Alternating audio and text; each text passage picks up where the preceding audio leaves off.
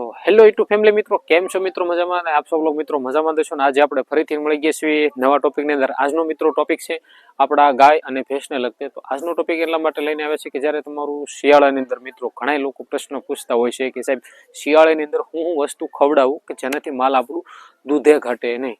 એને લગતા આપણે મિત્રો સારામાં સારો ટોપિક લઈને મિત્રો આવ્યો છે. એટલે મિત્રો વિડીયોના અંત લગીને બના રહેજો.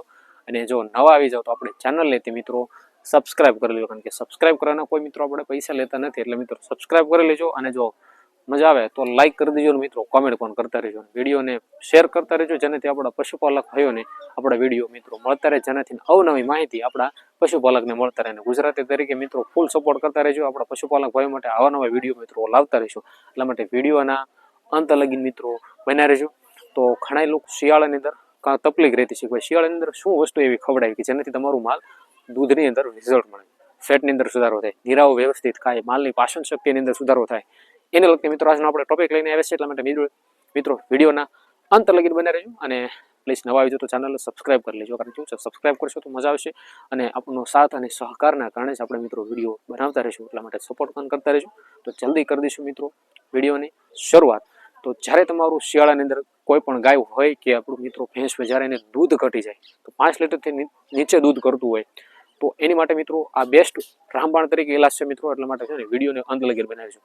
તો જ્યારે તમારું કોઈ પ્રકારનું દૂધનું માલ હોય, વેણેલા મિનિમમ મહિનો દિવસ થયો અથવા 15 દિવસ થયા અથવા 3 મહિના જેટલું થયું હોય, તો જ્યારે માલ આપણું દૂધ ઘટી જાય, શિયાળાની અંદર ઠંડીના કારણે મિત્રો દૂધ ઘટાડી દેતું હોય છે અને પ્લસ થોડું ઘણું નિરાવ પણ ઓછું ખાતું હોય, દૂધ ઘટી જાય કારણ કે પાણી ઓછું પીતું હોય, જેનાથી દૂધની ક્વોલિટી મિત્રો ઘટી જાય, એટલે એના કારણે પણ દૂધ ઘટી જતું હોય. તો મિત્રો આ જે નુસ્ખો છે ને તે તમારા દૂધાળા પશુની અંદર જોરદાર રીતે રિઝલ્ટ મળશે. એટલે વિડીયોના જો અંત લગીને બનાવીશું તો મજા આવશે.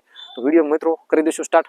તો તમારે મિત્રો લઈ લેવાનું છે 40 થી 50 ગ્રામ જેટલી આપણે શતાવરી લઈ લેવાનું છે. શતાવરીને મસ્ત મજાને મિત્રો એને પાવડર કરી નાખવાનો છે મિત્રો. શતાવરીને પાવડર કર્યા બાદ એને મિનિમમ 3 દિવસ લગીને એને ખવડાવવાની છે પાવડરની સાથે. અને એની સાથે સાથે ત્રીજા દિવસે મિત્રો મેથીનો પાવડર કરી નાખવાનો છે. મેથી અથવા પલાળેલી અથવા કોરી તમે એને જો પાવડર કરીને ખાંડની અંદર નાખવાનું છે, બરોબર. પહેલા દિવસે મિત્રો શતાવરી એને પાવડર કરીને એને 3 દિવસ લગીને ખવડાવવાનું છે. અને ત્રીજા દિવસે મિત્રો આપણે મેથી લઈ લેવાની છે. અને મેથીને મિત્રો સરસ મજાનો પાવડર બનાવીને અથવા તમે પલાળીને તે તમે દઈ શકો છો, જેનાથી ખાંડની અંદર અને જેનાથી તમારા દૂધાળા પશુની અંદર દૂધની ક્વોલિટી મિત્રો ઘટે.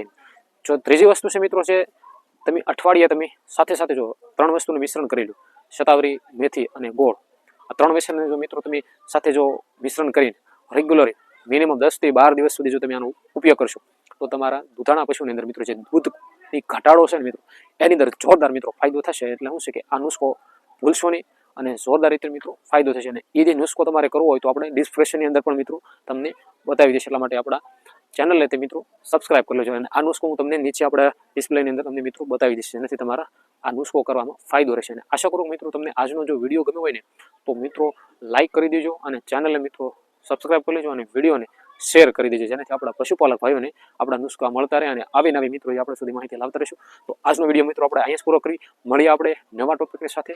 જય જવાન અને જય કિસાન સાથે આજનો વિડીયો આપણે અહીંયા પૂરો કરી. જય હિન્દ, જય ભારત.